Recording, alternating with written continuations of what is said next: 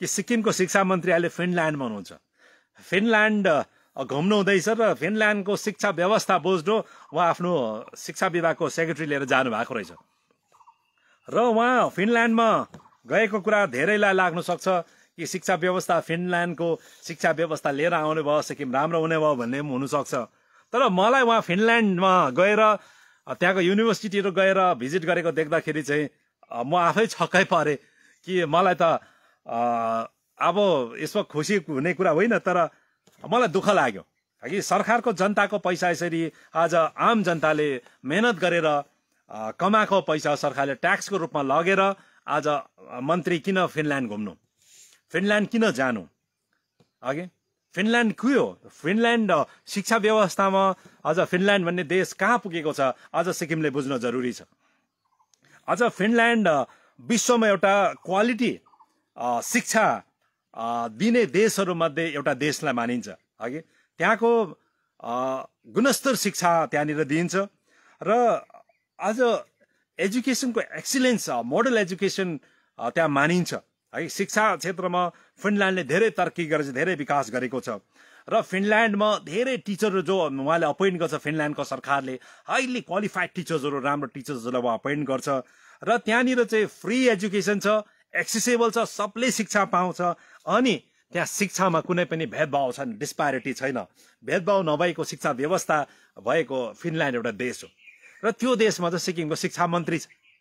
तर सिक्किमको शिक्षा मन्त्री त फिनल्यान्ड होइन। शिक्षा मन्त्रीज्यू तपाईँले कुरा सुन्दैछन्, तपाईँले बुझ्नुपर्छ, तपाईँ फिनल्यान्ड होइन, तपाईँ जानुपर्ने देश हो साउथ सुडान जानुपर्छ। तपाईँ जानुपर्ने देश भनेको, तपाईँ घुम्ने भनेको, सिक्किमको शिक्षा विभागको सेक्रेटरी लिएर जानुपर्ने भनेको तपाईँ सोमालिया जानुपर्छ। तपाईँ जानुपर्ने भनेको जिम्बाब्वे जानुपर्छ। तपाईँ जाने देश भनेको पाकिस्तान हो। तपाईँ जाने देश भनेको अफगानिस्तान हो। त्यो देश तपाईँ जानुपर्छ। किन भन्दाखेरि चाहिँ तपाईँ शिक्षा मन्त्री भए पछाडि या सिक्किमको मुख्यमन्त्री जो हुनुहुन्छ 2019देखि यता लिएको सिक्किम सरकार सञ्चालन गर्ने शिक्षा गुणस्तर शिक्षा बनाउँछु भन्ने सरकारको नीति कस्तो छ भने कि जहाँनिर चाहिँ शिक्षा व्यवस्था एकदम संसारको खराब शिक्षा व्यवस्था भएको देशहरू यो south Sudan, Afghanistan, Somalia, Pakistan, यो देशहरू, जिम्बाब्वे चाहिँ शिक्षा व्यवस्था एकदम बर्बाद भएको देशहरू हो। र संसारमा शिक्षा व्यवस्था कसरी बर्बाद हुन्छ? शिक्षा व्यवस्था बर्बाद भएको हुँदै गरेको शिक्षा व्यवस्था बर्बाद हुँदै गरेको देशको पहिचान के हो त? देशको चरित्र के हुन्छ? अघि यो जेनरल क्यारेक्टरिस्टिक्स भन्छ। अघि प्रमुख त्यो चरित्रहरू के हो भन्दाखेरि चाहिँ त्यसलाई त्यो देशहरूले के गर्छ भन्दाखेरि म्यारिटलाई इग्नोर गर्छ। टिचरहरू अपोइन्ट गर्दा, हायर गर्दाखेरि चाहिँ आफ्नो पार्टीमा सघाउने, अघि पार्टीमा सघाउने, पार्टीको कार्डर्सहरूलाई, पार्टीमा सघाउने परिवारको सदस्यहरूलाई अपोइन्ट गर्छ अनि उहाँले म्यारिटलाई चाहिँ इग्नोर गर्छ। मेरिट बेस्ड टिचर्सको रिक्रुटमेन्ट हुँदैन, अपोइन्टमेन्ट हुँदैन।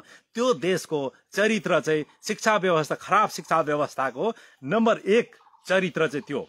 आज सिक्किममा हेर्नुहोस् कि यो सरकार आए पछाडि चाहिँ रेगुलर टिचरको अपोइन्टमेन्ट एउटा इन्टरभ्यू राखेको छैन, एउटा रेगुलर टिचर अपोइन्ट भएको छैन।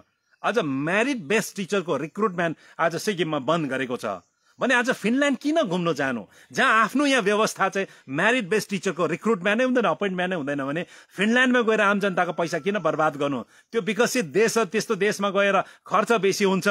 बरु साउथ सुडान जानु, त्यहाँनिर हेरेर अझै यहाँको व्यवस्था कसरी खराब गर्न सकिन्छ त्यो चर्चा गरेर आउनु अनि अझै पोलिटिकल प्रेसर आफ्नो मान्छेलाई मात्रै कति अपोइन्ट गर्नु सक्दो रहेछ। साउथ सुडान, सोमालियाको व्यवस्था हेरेर यहाँ इम्प्लिमेन्ट गर्दा हुन्छ। आज फिनल्यान्ड जानु भनेको त त्यो त पैसाको नाश मात्रै हो। अर्को छ कि अर्को खराब शिक्षा व्यवस्था भएको देशको चरित्र अर्को के हुन्छ भन्दाखेरि टिचर ट्रान्सफर अनजस्ट हुन्छ, त्यहाँ जस्टिफाइड हुँदैन। त्यहाँनिरको टिचरहरूलाई पोस्टिङ चाहिँ त्यहाँनिर पोलिटिकल भिक्टिमाइज हुन्छ। स्कुलको निड, स्कुलको आवश्यकता, स्कुलको भ्याकेन्सीको आधारमा टिचरको पोस्टिङ्सहरू हुँदैन। त्यहाँ चाहिँ राजनीतिक दबाब दिनको लागि, पोलिटिकल प्रेसर दिनको लागि, पोलिटिकल भिक्टिमाइज गर्नको लागि चाहिँ त्यो व्यवस्था अन्तर्गत चाहिँ जहाँ टिचरलाई ट्रान्सफर गरिन्छ त्यो देशको शिक्षा व्यवस्था बर्बाद भएको प्रमाण हुन्छ भनेर बनेको छ। यो संसारको विद्वानहरूको भनाइ हो। आज सिक्किममा हेर्नुहोस् टिचरको ट्रान्सफर यहाँनिर कहाँनिर यहाँ निड बेस्टमा आज भएको छ। आज यहाँ विपक्ष पार्टीको सघाउने परिवारको आफन्तहरू टिचरलाई जम्मै स्कुलै खाली गराएर सिक्किममा भिक्टिमाइज गरेर ट्रान्सफर गरिएको छ। यस्तो मानसिकता भएको शिक्षा मन्त्री आज फिनल्यान्ड किन जानु? आज स्कुलको इक्जाम हुँदै गरेको टाइममा टिचरलाई ट्रान्सफर गर्ने, दबावमा ट्रान्सफर गर्ने शिक्षा मन्त्री फिनल्यान्ड जाने आवश्यकता छैन। आज यसरी टिचरहरू राम्रो टिचरलाई, केही राम्रो टिचरलाई जम्मै डेपुटेसनमा लाने, उहाँलाई मन परेको बिडिओ बनाउने, एसडिएम बनाउने, फुड इन्सपेक्टर बनाउने, कमर्सियल ट्याक्स इन्सपेक्टर बनाउने, स्कुल जति जम्मै खाली बनाउने। आज 100 जना भन्दाखेरि ज्यादा एचएम र प्रिन्सिपललाई तपाईँले तपाईँको पोलिटिकल प्याट्रोनेज हेरेर, पोलिटिकल इन्क्लिनेसन हेरेर आज स्कुललाई खाली गराएर तपाईँले डेपुटेसनमा लगेको छ। आज फिनल्यान्डमा के सिक्नु गएको? आज त्यस्तो चरित्र भएको, त्यस्तो मानसिकता भएको सरकार चाहिँ आज फिनल्यान्ड जानु भनेको चाहिँ त्यो चाहिँ हाँसउठ्दो कुरा हो। सिक्किमले केही आशा नगर्दा हुन्छ हगि। अर्को हुन्छ त्यो शिक्षा व्यवस्था खराब हुँदै गएको देशको अर्को थर्ड चरित्र हो demoralise teaching staff. Teaching staff demoralise हुन्छ। उहाँ काम गर्ने एउटा प्रतिस्पर्धा, एउटा त्यहाँनिर जोस हुँदैन।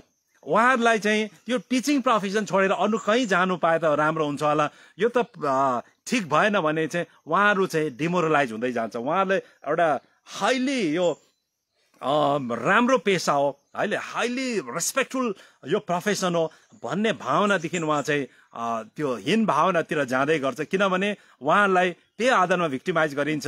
उहाँले राम्रो काम गरेकोमा उहाँलाई अवार्ड होइन, तर उहाँलाई चाहिँ पोलिटिकल भिक्टिमाइज ज्यादा गरिन्छ भन्ने कुरा छ।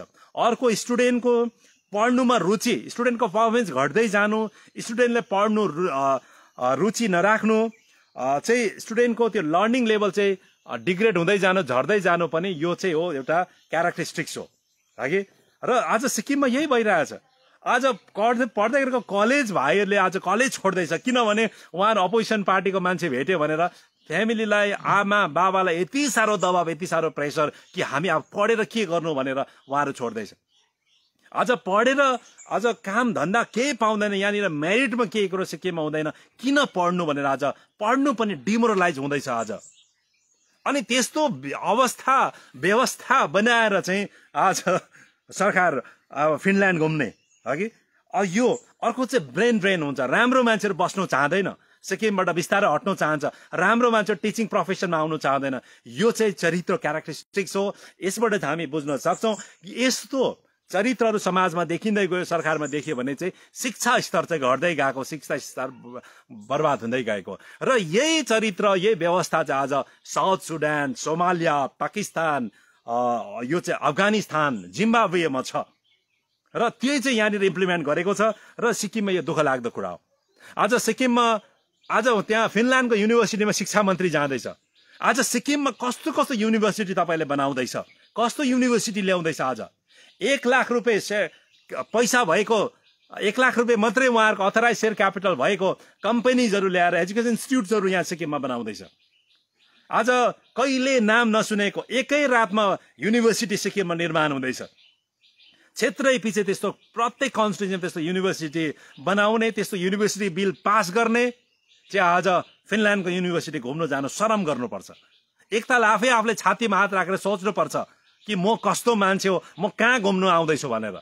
यस कारणले गर्दाखेरि सिक्किम सबै यस्तो छ। आज प्राय झोलाछाप युनिभर्सिटी सिक्किममा ल्याउने भित्राइसकेको छ। आफ्नै सिक्किमको आफ्नो स्टेटको युनिभर्सिटी खालि 4वटा सब्जेक्टमा आज पढाइन्छ, त्यो पनि जम्मै ल्याङ्ग्वेज हो। ल्याङ्ग्वेज मात्रै 4वटामा पढाउँदैछ। आफ्नो युनिभर्सिटी हामीले एउटा आफ्नो स्टेटको युनिभर्सिटीलाई ठिक गर्नु सकेका छैनौँ, बनाउनु सकेको छैनौँ, पढाउनु सकिरहेको छैनौँ भने आज के नाटक गरेको यस्तो। र यो नाटक गरेर सिक्किमको पैसा मात्रै बर्बाद गर्नु, नाटक बाहेक चाहिँ यो कुरा केही पनि होइन।